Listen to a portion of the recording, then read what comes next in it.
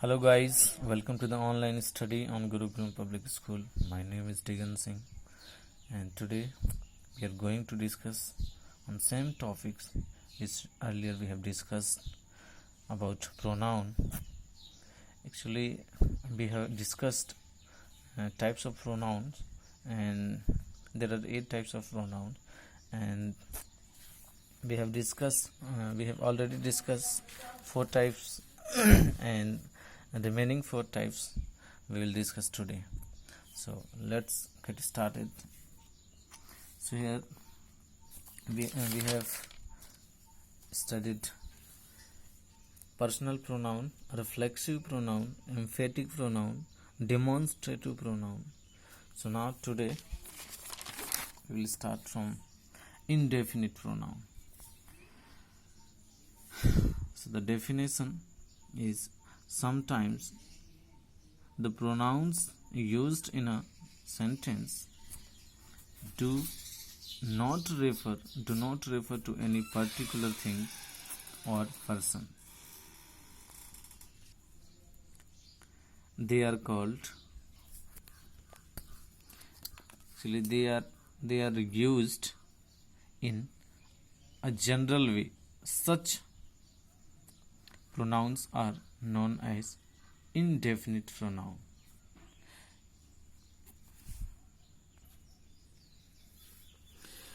तो indefinite pronoun में क्या होता है कि ये ऐसा प्रोनाउन है जिसमें किसी भी सेंटेंस में जो है किसी पर्टिकुलर प्रोनाउन की बात नहीं की जाती है, कोई वस्तु या पर्सन की बात नहीं की जाती, लेकिन ये एक जनरल यूज किए जाने वाले वर्ड्स होते हैं या थिंग्स होते हैं, जैसे कि for example all, everyone, anybody, anything, everyone, everybody,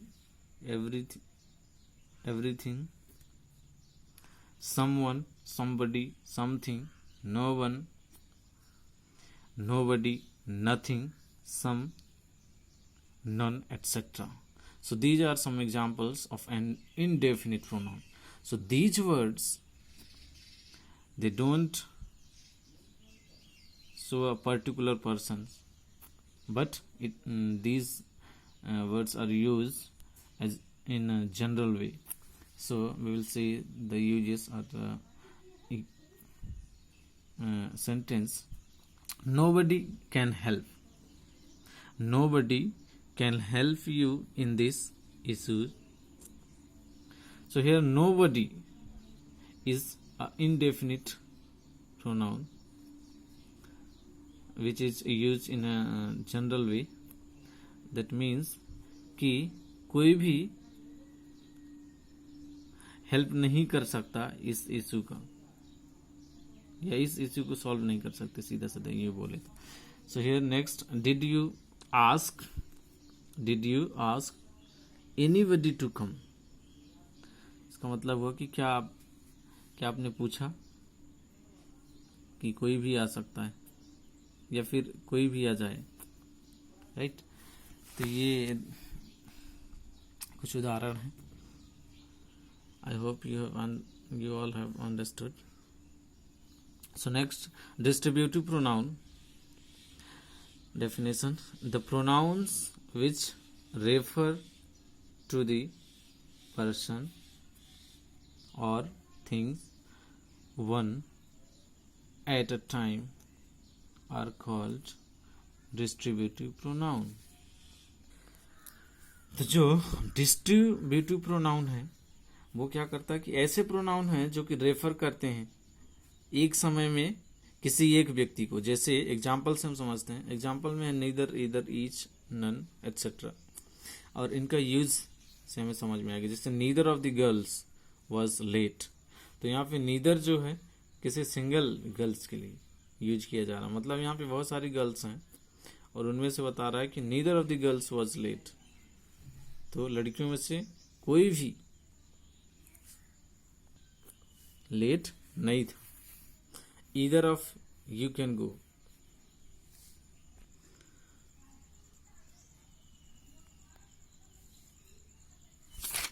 तो इस तरीके से डिस्ट्रीब्यूटिव प्रोनाउन फिनिश होता है। नेक्स्ट रिलेटिव प्रोनाउन, इसे कंजक्टिव प्रोनाउन भी कहते हैं। क्यों कहते हैं, हम डेफिनेशन से समझते हैं।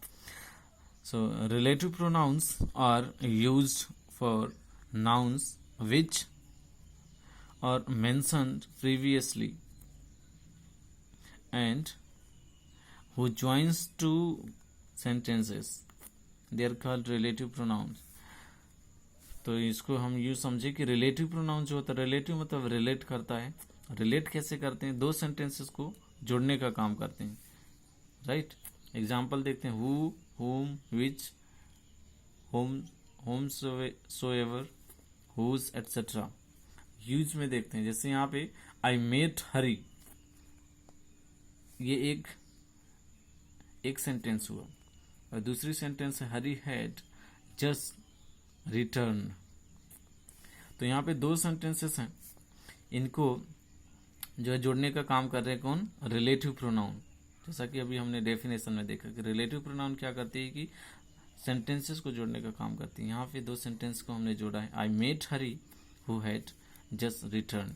तो यहाँ पे हु जो वर्ड है ये क्या कर रहा है, इन दोनों सेंटेंस को जोड़ रहा है। तो ये एक कंजंक्शन का कार्य कर रहा है। कंजंक्शन क्या करता है, किसी भी दो सेंटेंस को जोड़ने का काम करता है। तो ऐसे ही यहाँ पे ये दो सेंटेंस को जोड़ने का काम कर रहा है, इसीलिए इसे कंजक्टिव प्रोनाउन भी कहते हैं। और साथ ही साथ ये जो हु है, यहाँ पे देखा हमने कि हरी जो है दो बार आया था, I met Hari and Hari had just return. तो ये जो हरी है और ये पहले वाला हरी, तो क्या कर रहे हैं, आई मेट हरी। तो यही हरी के बारे में यहाँ पे भी डिस्कस किया गया है। तो ये हमने देखा कि प्रीवियसली जो मेंशन किया गया है, राइट, तो इसे ही ये क्या करती है, जोड़ती है। तो लिंक यहाँ पे देखा हरी है आया, फिर से नेक्स्ट सेंटेंस में भी हरी। तो यहाँ पे जो है रिलेटिव प्रोनाउन यूज करके इन दोनों सेंटेंस को जोड़ दिया जाता है, और जिसमें सब्जेक्ट जो है बार बार अलग से लिखने की जरूरत नहीं पड़ती, क्योंकि सेम व्यक्ति के बारे में बात किया जा रहा है। चलिए next, interrogative pronoun, the pronoun that are used for asking questions is known as interrogative pronoun। ये बहुत ही सिंपल है। इंटेरोगेटिव से मतलब है क्वेश्चंस वाले प्रोनाउंस। तो ये जो प्रोनाउन है ये बेसिकली यूज किए जाते हैं क्वेश्चन पूछने के लिए, राइट। तो एग्जांपल देखते हैं, ये WH फैमिली वाले हैं, what, who, which, whose, when plus question marks, right.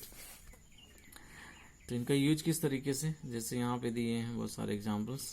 First है हु इज देयर, कि वहाँ कौन है, राइट, और क्वेश्चन मार्क। तो ये WH वाले वर्ड्स हैं, और ये क्वेश्चंस के लिए, क्वेश्चन पूछने के लिए